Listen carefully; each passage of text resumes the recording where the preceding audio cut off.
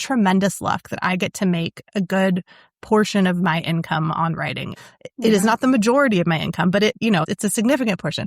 And I'm also so aware of how fickle it is. Like, all it would take is for me not to sell the next book for that to go away. So having other income streams, in some ways, it just like frees up the heart-clenching anxiety to be like, actually, I can kind of write what I want to write right now.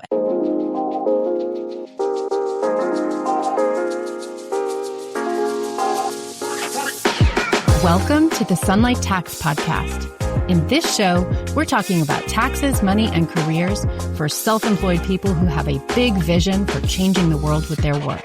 I'm your host, Hannah Cole, artist, design nerd, tax pro, author of Taxes for Humans, and the founder of Sunlight Tax. If you're a creative, wellness, or mission-driven entrepreneur who wants to grow your business sustainably, manage your taxes, and build a stash of fuck you money so you can control your time and have a bigger impact with your work, you are in the right place.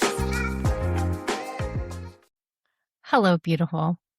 Whether or not you identify yourself as a creative person or just a business owner who has a mission and works with excellence, I think you're really going to relate to today's conversation, which is with author Tessa Fontaine.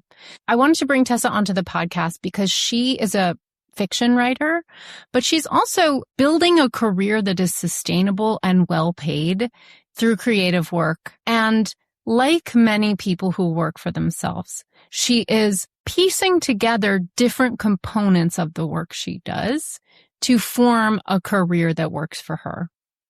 And so let me give you an intro to Tessa and assure you that whether you yourself run a creative business or another kind of business, I think there's lots of takeaways in this conversation to help you think through how you generate good ideas in your work, what your process may look like, and how to sustain yourself from multiple sources of income and multiple ways of working. So Tessa Fontaine is the author of The Electric Woman, a memoir in death-defying acts, FSG 2018, a New York Times Editor's Choice, Barnes & Noble Discover Great New Writers pick, and Best Book of the Year by Southern Living, Refinery 29, Amazon Editors, and The New York Post. The Red Grove, FSG 2024, her debut novel, was named Best Book by Amazon Editors and People magazine and was longlisted for the Center for Fiction's First Novel Prize. Raised outside San Francisco, Tessa has taught in jails and prisons, community centers, and currently teaches in Warren Wilson's MFA program. She co-founded the Accountability Workshops with writer and pal Annie Hartnett and runs an annual fall writers camp in New Hampshire. She lives in Asheville, North Carolina with her daughter, Goofy Dog, and Sassy Cat. Welcome to the Sunlight Tax Podcast, Tessa Fontaine. Thank you. Thanks, Hannah. Thanks so much for having me. I'm so delighted to get to talk to you here. Me too. True confession. All I ever want in life is to talk about books. And when we met at a mutual friend's party, I was like, I just want to corner Tessa at every party and talk about books, which I have actually followed through on sometimes. Yeah, but the reason that we get along is because it's all I also want to talk about. I just want to like geek out with people about how good books are. And so we're kindred spirits. I love it. I also, I remember we had a drink one time and I remember asking you about books and talking about books and realizing that you are reading so much. Like, I get the luxury of reading whatever I like because it's just pleasure for me. And you, as a professional writer and coach and editor, have so much student work that you have to read that you have less time than I do for like novels. Yeah, I just had this funny experience actually where someone was like, what are the top 3 books you read that you loved in the last year? And I am reading all the time, but I was like, I don't even know if I've read 3 books I would say I love, not because I haven't read 3 great books, but I just like, as you're saying, so much of my time is like reading for blurbs or reading for an event I'm going to do with someone or reading student material or, doing an editorial project. And so it's all great and I love it, but my mind really goes blank in those moments. I still do get to read a lot for pleasure. And actually the thing that my reading pleasure crossover is I'm a huge audiobook fan. And like at the end of a day, sometimes I'm like, like, I don't think I can read more. My eyes are too tired. And so I'll listen to a book while I'm like doing the dishes or doing something in the garden or something. And that feels like I can still be swept away with the story without having to sit still or train my eyes in. And so that's my like little pleasure zone of reading these days. I love that. Yeah, that's really cool. Audiobooks do feel like a gift to the world. Yeah. Yeah. Thank They you. unlock Thank you, so people much. who've, I know, it's so great. Yeah. Like being able to, yes, like pull weeds or wash dishes, pack lunches. I know. While someone just like really beautifully narrates a story to you, like, it's just like, it's like childhood dreams coming true. It's the best. Kind of is. Also, like the New Yorker fiction podcast is also, that is life to me. Totally. I don't love every story, but sometimes one just hits me so hard. I feel like my whole day gets turned on its head. Yeah, I'm with you. And that you get to hear what other writers geek out on, that you're like hearing, you kind of get two different brains in on it. Because it's like a writer who's like, here's my favorite story. I think part of what I love about that so much is exactly that part, like where the writer's saying what they were attracted to in the story and pointing out moments they thought were genius. It just helps me appreciate the craft of writing so much. Totally. Yeah. Yeah. I think I would go back to school and try to get an MFA in fiction writing, like just so that I could talk about books all the time if practical reality was not a factor in my life. Yeah. It is so fun. Yeah. So I want to kind of sandwich this conversation. Like, this is a podcast people come to for practical stuff and the career side of creative life. But I want to talk about the spirit too. So I want to ask you actually a practical question up front. I want to orient people to kind of, I mean, I read your official bio, but I'm really interested in like just the facts kind of like, well, you run this coaching group, you have this retreat. Like, what does your kind of writing life career look like? And then maybe talk spirit and then go back to practical. So nuts, bolts, spirit, nuts and bolts again.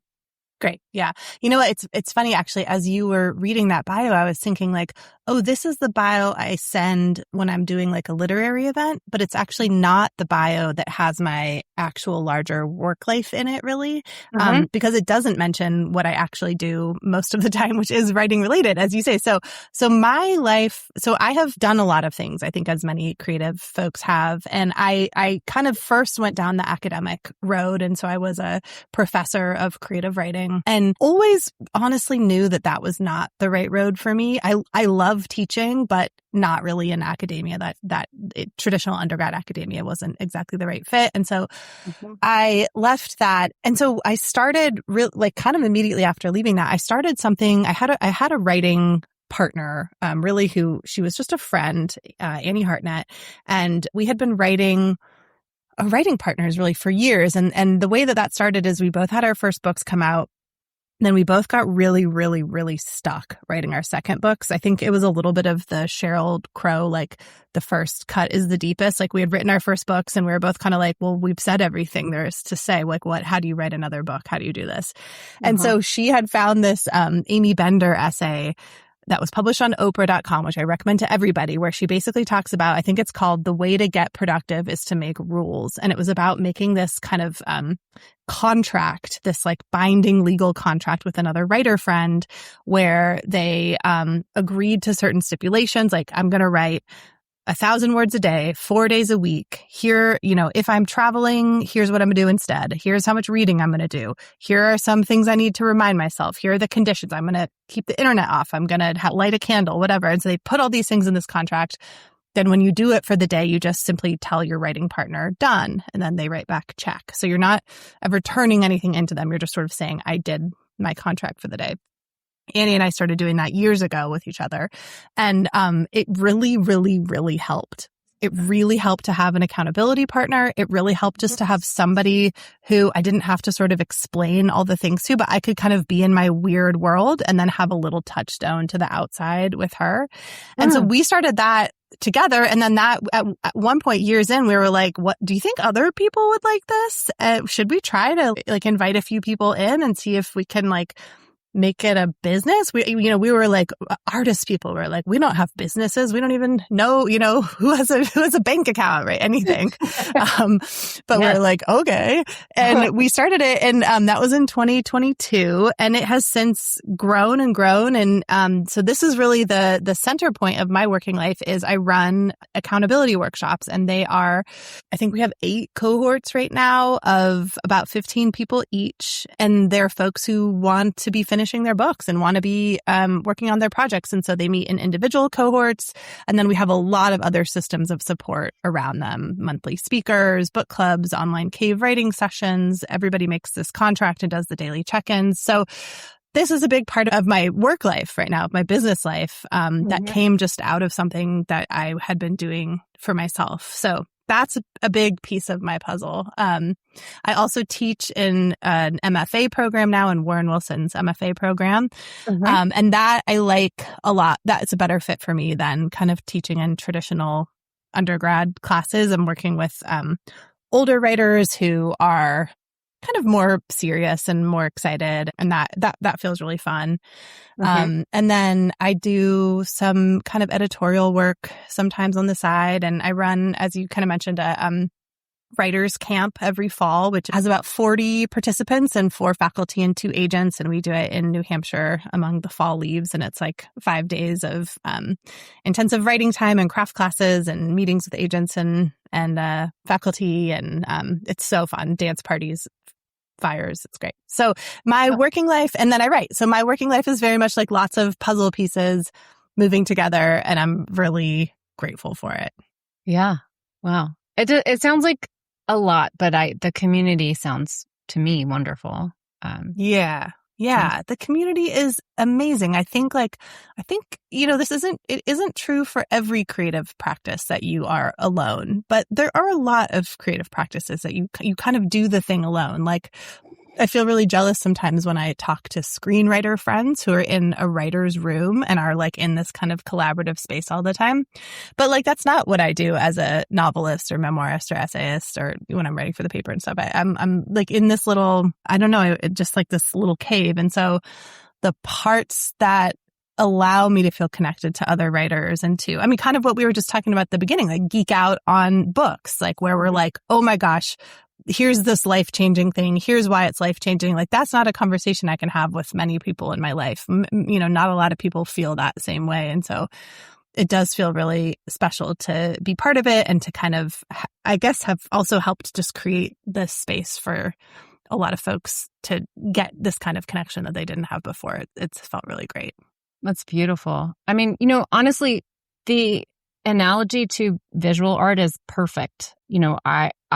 Other visual artists mostly make work alone in a studio, and you need a critique group. I mean, I think there is objectively kind of more expert work, but it's also subjective, and you don't always see everything that's in your own work. And it is so helpful. Like, just that same way that you need to talk about your writing with other writers, you also need to analyze and sit with artwork, I think, in a group setting and hear the way other people react to it to know if you're getting across what you mean to.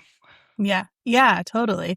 And so I have also like my own writing group. So I have accountability workshops that I kind of run for a lot of other writers. And then I have my own writing group that is 3 other writers and I, that's maybe, similar to the critique group too, where we do exchange full drafts. But even more than really the thing that I think is the most valuable, on top of like exchanging full drafts is we just meet and just talk about like norm things with each other. It was the first time here we are in a creativity and money podcast. So this is perfect.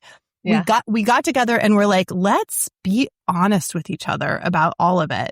Like, let's say how much money we got for advances, which had never happened. I had never encountered anyone being forthright about money or about what your contract was like. There's like this veil of secrecy that I think really benefits the publishers. And I think this is true in, many areas of art or the capitalism.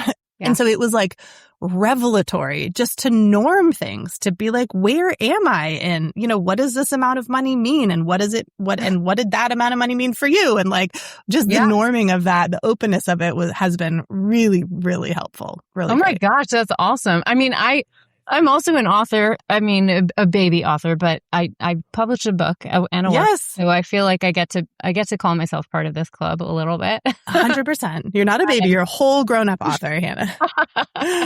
Thank you for that. But I do feel absolutely sort of dropped down into a dark forest. Like, here you go. Here's your money. Here's your timeline. We hope you sell books. And I'm like, did I do good? Like, I just don't even know. Yeah, totally. Yeah. And like, what were we expecting to happen? And did it happen? And there's so much. Yeah. You get these little pieces of information and then and then you just are off in the world. And that's kind of it. It's really bizarre. And I think like the people who are selling, 1 million copies of their book know they're doing well because they have a billboard up of the book. But I think basically everyone else is kind of like, oh, where am I? How's this going? Yeah. Well, so I was going to ask these later, but I'll ask you now. Like, is there a big difference between a first-time author deal expectation versus it's your 5th book, you have a track record? Like, does it really shift?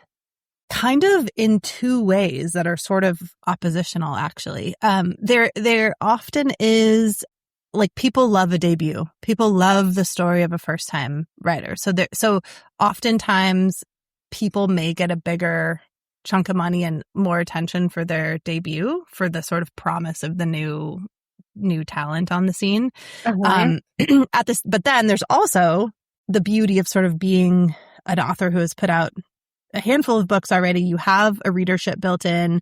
You have fans who are excited about your book. And so there can be more to build on at that point. So there's sort of like sometimes you get more attention, more support later on. But it also is always so dependent on how your last book sold. So there's always this sort of, and I think that's like part of why the first book can be such a big splash, because they don't have any data yet on how well your books are selling. And then later, you might be beloved, but if your last book didn't do that well, they're putting that into the magical number system behind the scenes where they're figuring out how much money and support to give you. That's interesting. Taylor Swift has a line about that. You're only as hot as your last hit, baby. Yes, Tay-Tay, she gets it. She gets it.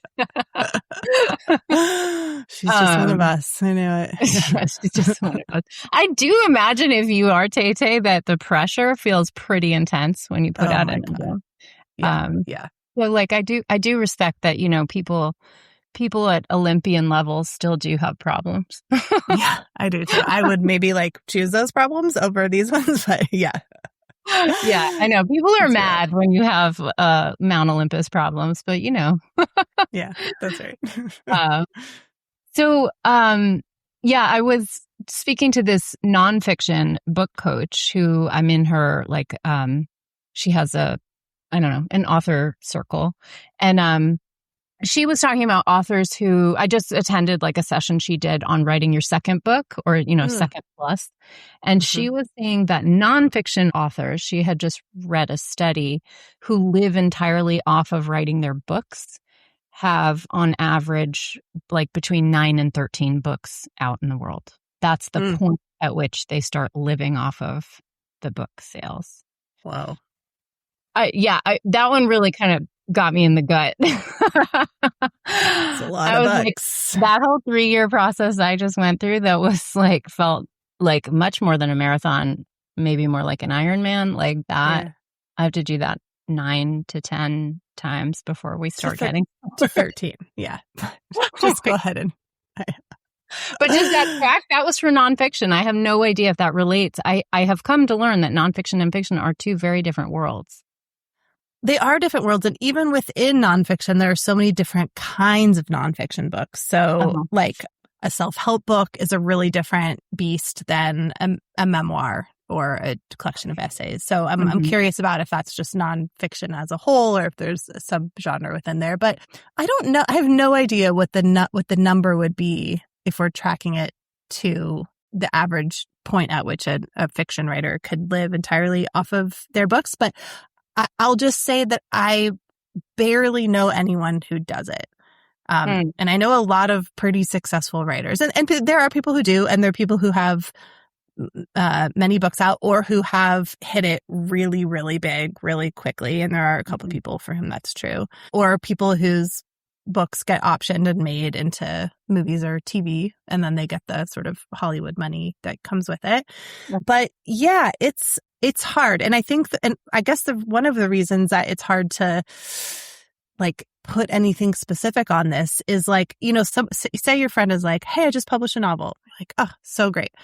That could mean anything from someone self-published it on Amazon and is paying for it to come out to going through a vanity press, which means it's an independent press, but you are paying them to put your book out, to going through a small press, which is you are not paying them, but they're maybe giving you either nothing or $500 or $1,000, and the print run is really small, to being at a major publisher with something like a $10,000 advance, to being at a major publisher with like $1 million advance or above. So the range is just, it's incomparable, right? Like someone who's putting out a small press book and someone who's putting out a book with a $500,000 advance, the difference in the number of books that you're going to sell in your kind of financial life, like it's such an enormous thing. And as we all know so well, like it does not necessarily track on the genius of your book. Like there are amazing works that come out with tiny presses. There are amazing works that never come out at all. I have like so many writer friends who have projects that are just still living in their computers. And there are amazing books that come out and get a ton of money, and really not so amazing books that come out and get a ton of money, and all of the things in between. So I guess that's all to say, like, that's such an interesting number to know that average for nonfiction. And I have no idea what it is for fiction, but I'll say like even my most successful fiction writing friends, almost everyone is doing multiple things. Everyone's doing a couple kinds of stuff. And I think part of it is like probably just the like little bit of anxiety a lot of us have, that like what tremendous luck, for me, I feel this all the time, like what tremendous luck that I get to make a good portion of my income on writing. It is so incredibly lucky. It is not the majority of my income, but it's a significant portion. And I'm also so aware of how fickle it is. Like all it would take is for me not to sell the next book, which feels as possible as anything else, for that to go away, or for it to, go to a small press or something else. And so I think like, and I'm a solo parent and I have a 4-year-old and, own a house and all these things where like, I can't have my life have my income go away. It's not a possibility for me. And this is true for most of us. And unless we were really smart and married really rich, which I regret every day not doing. But that my mom was right. But like, so having other income streams, in some ways, it just like frees up the anxiety, the heart clenching anxiety to be like, actually, I can kind of write what I want to write right now. And I really, really, really hope that it gets published. And I really hope I get a good check that goes along with it. But I will not starve, and I will, my child will have a roof over her head if that doesn't happen. Wow. Writing and visual art are really twins. Like that is the same story. I feel every bit of that. As a visual artist, I actually like made a very conscious decision at a certain point. It was actually the point where I had a baby. I was living in New York City. I had my first of 2 kids, and shit's expensive everywhere, but in New York very especially. Marriage and finance kind of hit the fan. We had a lot of fights over money. And so it was clear, the writing on the wall was clear to me. I needed to make more money, like just point blank. That was the issue. So I like went on this journey trying to find another source of income. Like, do I triple down on my art career and try to like make this go? And ultimately I just kept coming up with exactly what you just said. Like I could hit it big for 1, 2, 3, 5 years. And then it all collapses. And this also didn't feel like kind of a steady foundation to raise a child with. It's not like you can not have the child anymore. Like it wasn't going to work. I was like, I can't. So I made a conscious decision to separate, to start Sunlight Tax and to keep it separate from my art practice. And my art has never been better. I mean, I make less of it. Like time is finite. But, the last show that I had, in 2024, I think 2023, I had a show at my gallery in the Tracy Morgan Gallery. And it's the best show I've ever put on. It's like the best art I've ever made. And I'm so proud of it. And it was partly because like I did not need those pieces to sell. That's why they're so good. Yeah, that's right. And it's such I love that story. It's such an interesting paradox that it's like, it's so lucky and amazing. And I try to remember this part too. It's so lucky and amazing to have a creative career where there is money involved, as in people do sometimes spend money because they believe that your art has a certain value to it. Like I don't want to say like I only create art and I don't care about money and there's no relationship to selling my books. Like I write books and I hope people read the books and that is transactional and there is money involved, sometimes, not always, but there also is this thing about being unattached, but being not entirely dependent on the sort of income that you're making from it. That, I think it just like, it opens up not to sound so cheeseball, but it kind of like opens up your heart a little bit or opens up something inside you to be able to just kind of be like, what is it that I really want to write and make right now? And like, there's all these jokes among writers about like,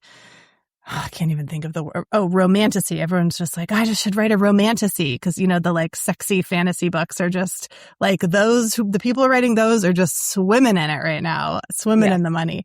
And like, and there's like, I get occasional moments where I'm like, maybe I should just take a few months and just bang out some commercial book. And like, maybe I will at some point, who knows?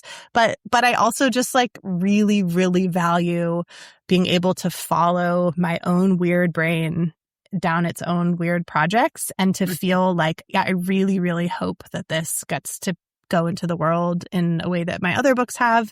And all will not be lost if something else happens.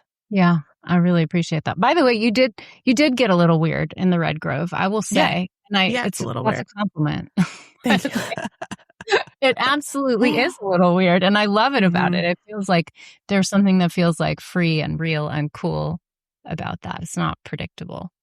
Yeah, it's a little weird. My next book is, I think it's like somehow it's weirder. It's weird. It's really weird. And I think it's like, I hope it feels readable and like has a wide readership, but it also like, I just was rereading it because I'm about to get notes from my agents. And I was just like, you are a funky person, Tessa Fontaine. What is your brain doing here? Why are the beavers having this conversation? Like, what's happening?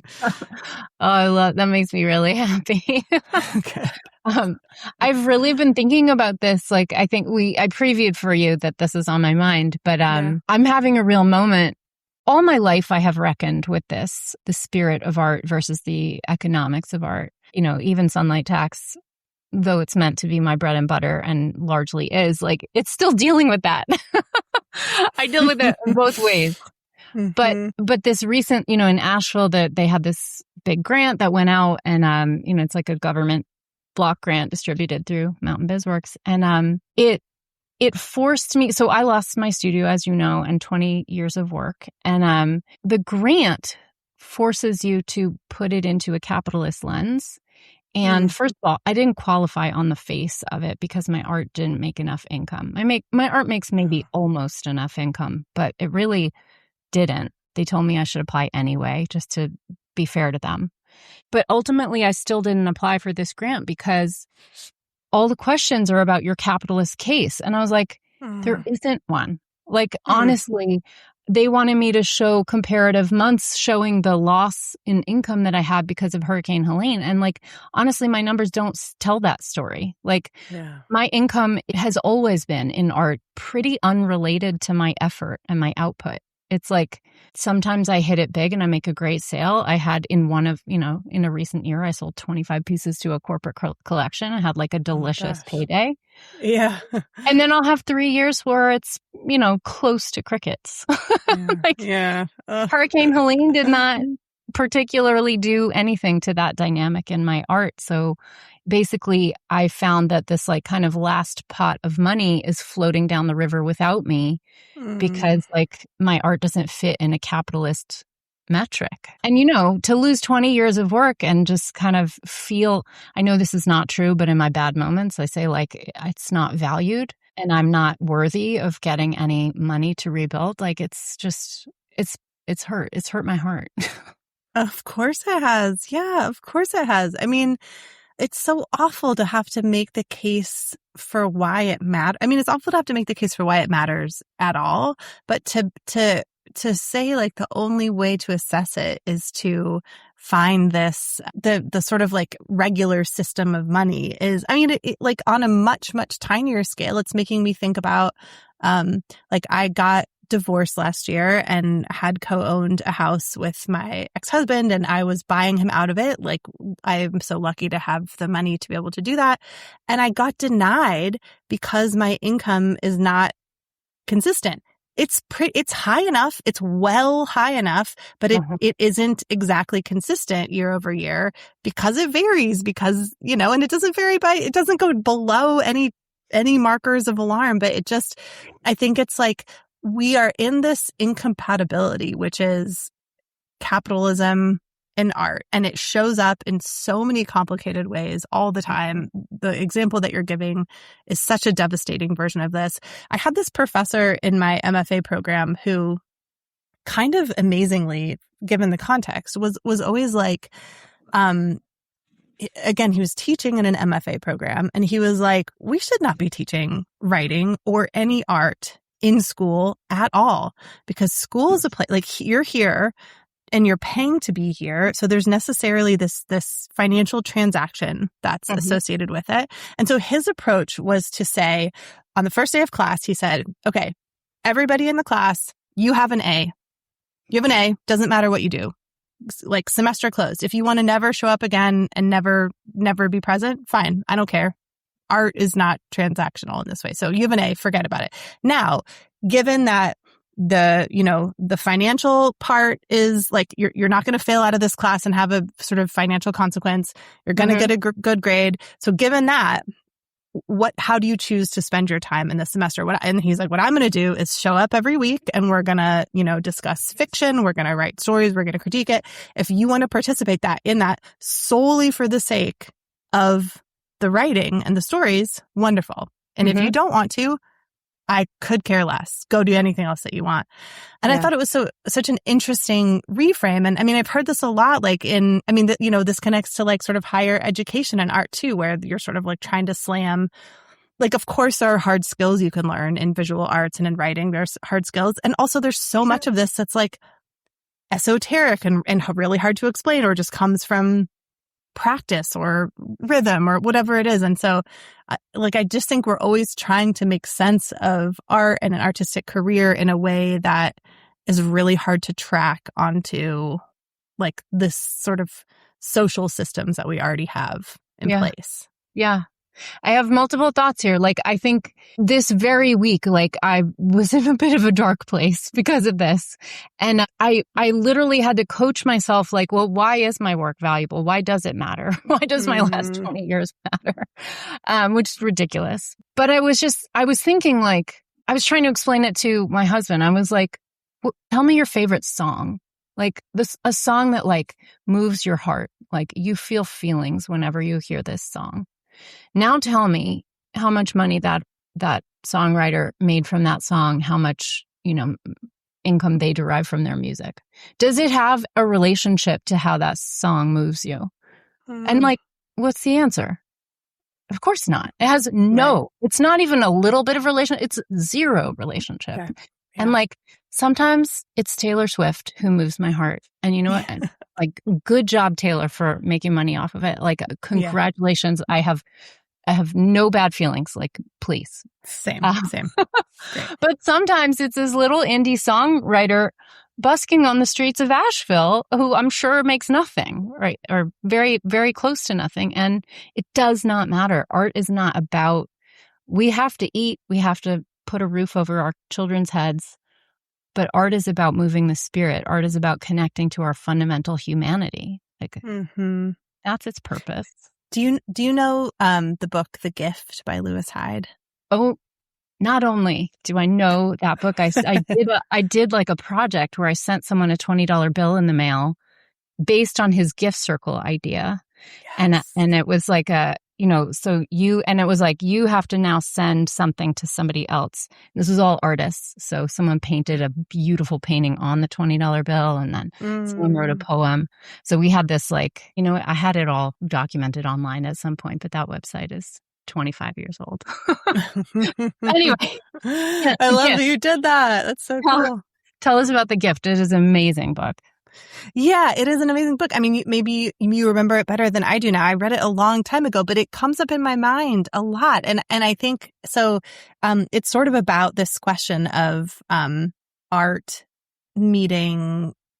I mean, kind of art meeting capitalism and the relationship between money and making things. And he, from what I remember, and correct me or add in here, but from what I remember, he's kind of like positing this idea that actually, like, when you're making something, it should be and is part of a gift economy. It's like this free, it has to be this sort of free exchange. It has to be this in this kind of world of gift giving. And that, unfortunately, right now, it's in a world that has money associated with it. And, I think he calls for this sort of radical change in how we're considering creative work entirely, which, hasn't happened. And I don't know if it will, but what my takeaway from that book was from so many years ago is consider this, when I am writing something and making something, to consider it as something that I am putting freely out into the world, like this little bird that you're letting go out into the world as a gift, to be how can this connect with other people? What will other people think about and be moved by, or, what will they take from it? And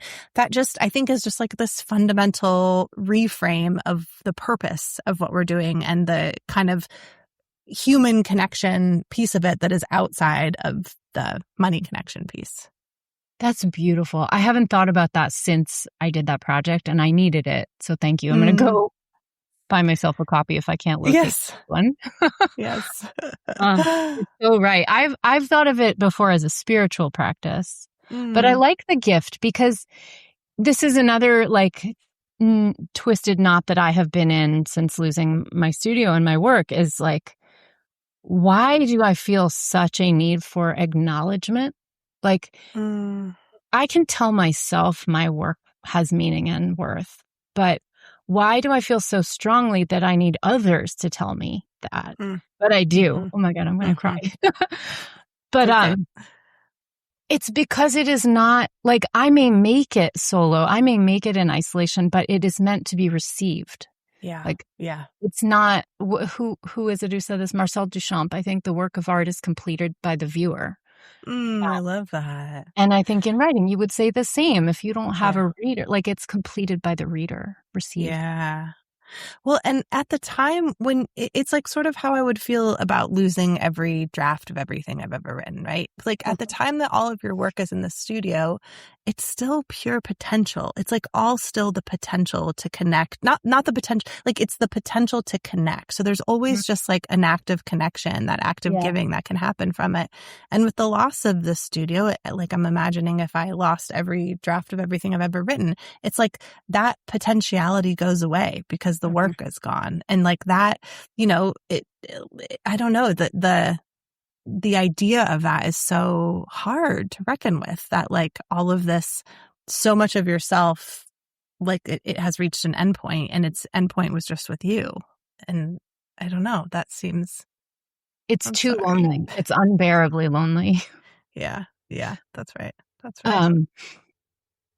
So it makes me want to ask you though, because really this purpose, it is that song that moves you, that piece of art that you cannot shake out of your brain. It is that novel that changes your life. But do you have a book like that in your life, Tessa? One that I've read that has moved me in that way? Yeah. Gosh. It could be a small way. That was a heavy pressure question. It could be so many books really is the answer. So many books. I'll just I'll say one that came to mind when you asked that, and it's one I haven't actually reread in quite a few years. I think I actually read it when I was in my MFA, and it's it's a book by the writer Michael Ondaatje, who's a Canadian Sri Lankan writer. He's best known for The English Patient, which got turned into a movie. But he has this book called Coming Through Slaughter. It's a really brief book. And it is imagining, it's a novel, it's fiction, and it's imagining the life of this jazz singer, or jazz musician, not singer, a trumpet player, I think, from New Orleans in like, I want to say it was like the 20s-ish. And the actual facts known about this trumpet player, Buddy Bolden, are this: he was really young, like 17 or 18. He just sort of showed up out of nowhere. No one knew him or knew anything about him. He just showed up like in one of the marching music parades, I'm forgetting the name of it, and just showed up in the middle of the parade, started playing, and everyone was just like, this is the most amazing musician we've ever heard. It like shook New Orleans. And there are snippets of documentation about this guy. There is one photo that exists. And so he was there. He would like all of New Orleans just like, who is this most amazing musician who's ever been born? He very quickly started to maybe lose his mind a little bit, and then he disappeared completely. And that is all we know about like maybe the greatest musician who ever lived, who just appeared so briefly in New Orleans. And so this book by Michael Ondaatje imagines this entire life around him and sort of like fictionally fills in all the gaps. And I remember, I mean, the writing is incredibly lyric and poetic, and it's so interesting. But what I remember so much was like this feeling of the possibility of like, you know, I had already been writing some nonfiction essays. I had been writing fiction. I'd been writing poetry. And here was this sort of blended moment of kind of taking something from real life that we don't know about and lending your imagination to build out the story and doing it in this really beautiful and evocative way. And it just felt so moving. And here is a book. I mean, when I tell people about this book, I have to say by Michael Ondaatje, the guy who wrote The English Patient, because that is the book that has money attached to it, right? It was made into a movie. That's how he's legit. He's legit. He's legit. He's a real writer. Yeah. And this brilliant book is very unknown. Like, it is not a book. It is not, it's hard to find. It's not one of his popular books. But it, you know, it was the song that floored me and has probably very little money attached to it. I don't know, but it doesn't matter. Interesting. Yeah. Will you repeat the title again? Coming Through Slaughter. Slaughter is like the name of a town somewhere, maybe where he came from or something. Coming Through Slaughter. Okay. Yeah. It's very evocative, though. Very evocative, very sort of scary title, but yeah. What about you? What is that book for you? I've a million, truly a million. I will say that, like, of late, Elizabeth Strout, she's hardly unknown, though I've met her. Oof. My dad runs an author series in Maine, like it's called An Evening with Maine Authors. So I've met and read a lot of Maine authors, and that is how I discovered Elizabeth Strout. But once I started reading her, I was like, holy shit. She kills me. Genius. She's a genius. Yeah. She's a genius. Her way of like getting you into somebody else's head, which I think is what, like, some of our human empathy is attributed to the invention of the novel, because it was really the first time you could engage that deeply into somebody's interior life. Although I've heard that, I actually think if you read letters, like old letters between historic figures, like, I'm going to say people were writing a lot of deep internal stuff in their letters. Yeah. So I'm not sure. Totally. But she's incredible. Just the way she describes like the little secrets that spouses keep from each other in a marriage, like the little assumptions you make that are wrong about people. I just love her. Like I agree with you. Yeah. I think totally. I think she makes us know the people she's writing about, who are make-believe people, so quickly and so deeply, and makes us care about them. And really, like, I've tried to describe Elizabeth Strout novels to friends, and they're like, well, what happens? And I'm like, not a lot. I don't know. People go for walks and I mean, someone has a secret crush. I don't know. There's like they're not really plot driven and yet feel so, I don't know. They feel so, yeah, I agree with you. Also, okay, so this means that your dad also knows Lily King. Is this true? Yes. She was actually invited to be the author this year, but she's become so popular. Rightfully. Holy cow, that book blew my mind. But she was on tour in Europe at the critical date. So I think she may be next year's speaker. Possibly. That's amazing. Fingers crossed. Yeah. Cool. Yeah. But she's amazing. I think, I don't know. You know what? I think we've established that I could probably spend 3 hours on this podcast or potentially 3 weeks just telling you about all my favorite books. That would be a fun series of episodes. Just Hannah talks books. I mean, it is my newsletter. Like in my newsletter, I do actually my newsletter itself makes me read more because I try to almost every single week have a book recommendation. I feel crushed when I read a book that I didn't like because I don't put up a book that I didn't like. Mm-hmm. I don't want to do that to an author. They will speak to someone else. It's just not me. Yeah. But I'm with you. So I do talk about books too, to my newsletter. Great. But I love it because then people write me back and they're like, oh, have you read this one? I'm like, and so I get to talk books with anybody who hits reply on my newsletter. I'm talking about. Yes. So this is like secretly scratching the itch. So this is sort of maybe a hard question, but do you have a why? Like a why with why you write? Yeah, totally. Okay. Can you share? From the time I was really, really little, like as early as I can remember, I have found it difficult to articulate what I think and what I feel.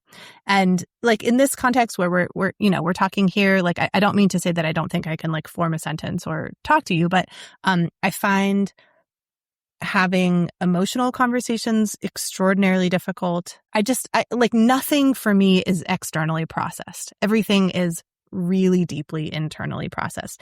And it turns out I figured out really, really early that the way that I can make sense of anything the best is by writing it out. So something about, it's not just that I think about it, but something about having to put words to the scramble of feelings and thoughts inside me and to articulate them on the page. It helps me understand humans, situations, the world in such a fundamentally deeper and better way. And like I understood it in this like, being young and like having a lot of traumatic stuff happen. I understood it in this way that like I did it when I was young to be like, I think I need a right to like survive childhood. And then it turns out that has just been maybe what I always have to do. Like I have to write to make sense of anything that's going on. And so it feels so deeply merged to me with how to like be okay in the world, like how to put all of the things that happen into some sort of coherence. And I don't even mean to like I don't mean like that I make it into a clean story, but like in some way that it becomes a story. And so it becomes something I can hold on to, or I'm able to get past the first layers of how I was thinking about something and get to something else that feels truer. There's a Joan Didion quote from one of her essays where she says, I write entirely to figure out what I'm thinking. And so that's what it feels like to me. It's like, I don't think I would know my own mind or how to navigate the world without like figuring it out on paper. And it feels so lucky to me to have found that. It also sometimes feels incredibly vulnerable because, it's this thing that I have such deep attachment to and feel the need for. And I have been extremely lucky that has intersected with like a professional life. And also it's really weird to have like, I'm like, oh, here's this book that's just me like, surviving life and making sense of these things. And then it's a commercial property that is, then everyone is like, great, let me tell you how much I hate it on Amazon because it arrived with a ripped book cover, 1 star, and you're like, but, or whatever it is. And it's okay. Like, I understand this is the nature of putting, anything that you make out into the world. And also it is just it's so inherently vulnerable at the same time, Yes. You don't. I'm so sorry for that 1-star review. I get it. Yeah. I mean, I mean, the internet is the worst kind of place to be vulnerable. Writing was already vulnerable. Yeah, that's right. Ugh. That's so real. So I'm curious if we could shift gears a little bit, though I could talk all day about this part. I'm curious from you, just maybe like you were talking about sharing honestly with this like writers group that you have, and just kind of as a baseline and a little as a compare contrast, because I'm also speaking with a nonfiction author this month on the podcast. So could you kind of paint what it looks like a writer's career? Like, you are one writer and it's lovely to hear how you do it, but also like, what's the range? How do people who are your clients, people who are teach with you in your writer's group, how do people kind of put it together and make it work? Like, what does a writer's life look like? What's the range? Are you financially or in terms of their jobs or what?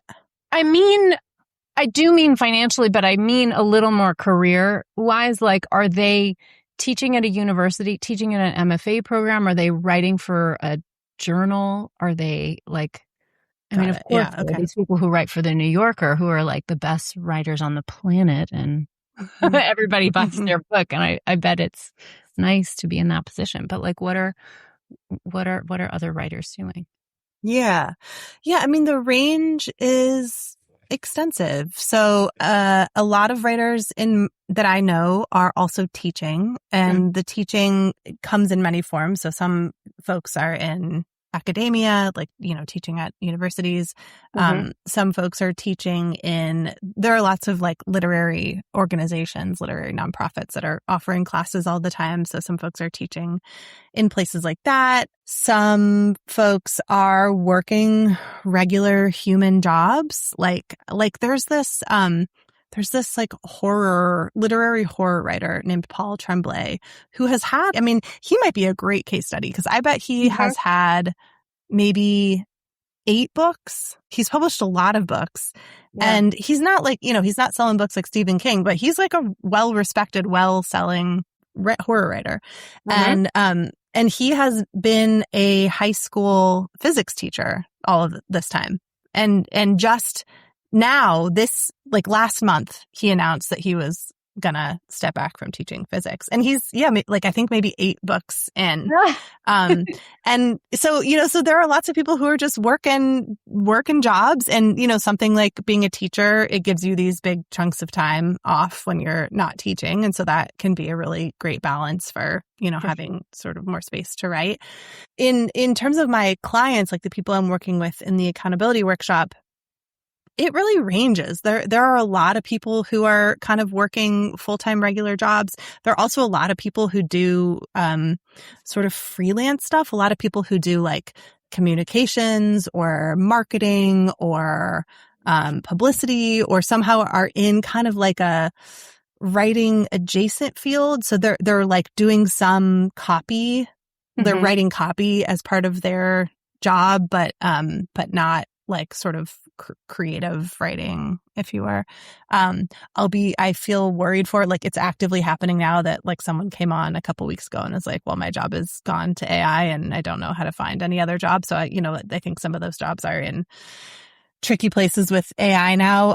Same with friends of mine who are in journalism. The same thing has been happening to them, not necessarily because of AI, but just with all of the papers and magazines closing, journals closing and stuff. So yeah, I think it's a really wide range. I think, like, as I mentioned before, I don't know many people who are only writing books. I know a couple, like I know Curtis Sittenfeld, and she is only writing books, like huzzah for her. And queen, as she should be. She's doing great.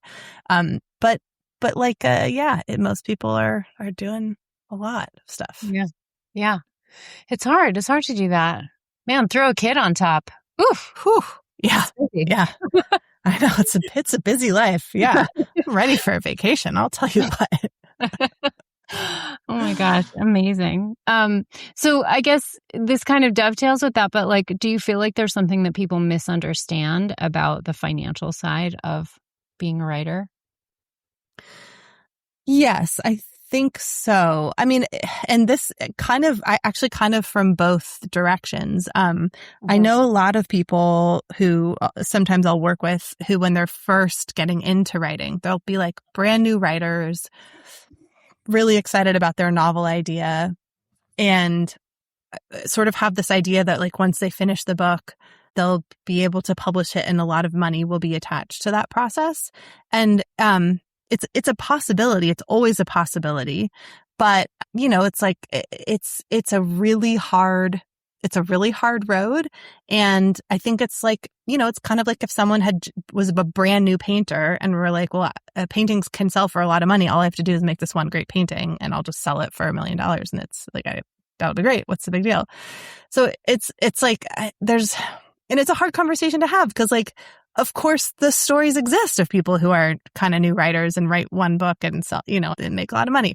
Mm-hmm. But that is not the common story. That is not what happens most of the time. And so I think like helping people find the joy and the sort of excitement and the passion for the writing itself, and like having that be the thing that drives the engine, drives the boat, as opposed to the like kind of fantasy of the payday, because that is out of our control. It is unknowable. So that, I think that from the starting point. On the flip side, I know so many people who I think, because of the range I was talking about, from sort of like self-publishing to where you know, you're not making any money, you're paying some money, to like sort of making a lot of money. There's such a range, and this isn't part of polite conversation. So we don't talk about, you know, when I tell people I'm a writer, I'm not like, I'm a writer at this level making this amount of money, right? Like it's not something I'm saying. So there's also a lot of people, most people in my life, I don't think that they think I make any money from writing. Like my family, when I was first getting divorced, was like, you're going to be destitute. What are you going to do without a husband? And I was like, I have made more money than my spouse for every second we've known each other. Like, what? Did you not think this was like what? Very confusing. And, you know, we can read all sorts of other things into there, but I think there's like, I mean, I think it's both like, it's a career, it's an art form that has such like anything, right? Like musicians, like painters, it just has such a range attached to it. And it is not something to do because you're like, I would love to just make a bunch of money quickly. Like, let me write a book. It's definitely not that. But it's also not something that like all of us are doing. I mean, many of us are doing it just because we love it. And heck yeah, great, wonderful, amazing. But like, also some people do make money. So I don't know. It's like, you know, it both is and isn't part of the sort of working world. And it's so nuanced. So nuanced. Yeah. And I was thinking about there's a art supply company called Daniel Smith. I don't even know if they're still in business, but their motto was Vita Brevis Ars Longa, which means life is short, art is long. And I think about that all the time. It is one of my favorites because that, like, my why feels like that. It feels so much more like connected to like rooting down into the like fundamental building blocks of being a human. And like sharing with other humans in these, like, sometimes what you need it for and the purpose of art is actually for these horrible, difficult moments. Sometimes they're for a great party also, like, doesn't have to be sad. Curtis Sittenfeld's romantic comedy was an awesome, super fun, just gratifying book, right? Yeah. But there's War and Peace too. And I feel like I have tried to explain to people, because we live in a town, you know, in Asheville, it is the artist model here looks very different from the one that I was trained up in my MFA program and in New York City, which is that, you know, artists here open their doors to tourists. And so people are more familiar with the artists who are working here and like even what that looks like and what their studio means because they open their doors. But also the art you make when you're selling to somebody who's stepping into your studio for the first time and making a quick decision that's worth the money for them to buy that art, it's going to be a lower price point. It's going to be a much more accessible subject matter. I say with no judgment, like wonderful. Make your living that way. Hell yeah. But I'm from, and I, not because I think it's better, it just happens to be the school I went to, but I feel like this one that's about like trying to live forever. Trying to like climb Mount Olympus and see if like I can shout loud enough from the rooftops with a painting that is that profoundly moving to someone that when I'm dead, it's still living, you know? What a beautiful way to say that. Yeah. I mean, I think novels do that too. I think it's why writing speaks to me so particularly. It's like the everyday, you know, you have to get to a museum. You have to get to a place to see art. It's much less accessible, but a book is the art that you can see every day. And I do. It's true. It's true. It's so fun. Yeah, it's awesome. Well, Tessa, it's just been just a personal joy for me to talk to you. Thank you so much. And thank you for sharing about like your world, your work. It's awesome. I definitely encourage everybody to go pick up your novel, The Red Grove, and also your memoir, The Electric Woman. But can you just tell everybody where they can find you? Yeah. And Hannah, thank you so much. This is really such an honor to get to talk to you. And sort of, I don't know, I think I always have really interesting conversations with you about this very thing, like how we figure out how to be artists in a world and both, you know, hold true in our heart what we want to do and also survive as humans who have to feed their children. So I appreciate that, holding that space. Yes, I have a website, tessafontaine.com. I am on Instagram, accountability workshops that I was mentioning also on Instagram, and we have a website, and so is the camp. It's all there. I love it. I'm coming to that camp one of these years. Yes, please. Yes, please. I have a novel in me, and we're going to talk when I start to write it. I cannot wait. That'll be the best. Awesome. Well, thanks for joining us. Thank you for sharing you. It's been delightful. Yes, awesome. My pleasure. Okay. All right. Bye. Thank you for listening. If you like the show, be sure to subscribe, leave a review, and share it with a friend. It really helps. I'm so grateful. My tax guide, Taxes for Humans, is available wherever you buy books and at sunlighttax.com/book. This podcast is for education and entertainment only. Nothing in this episode should be taken as individual tax or financial advice. You can find all the tools, books, and links I reference at sunlighttax.com/podcast.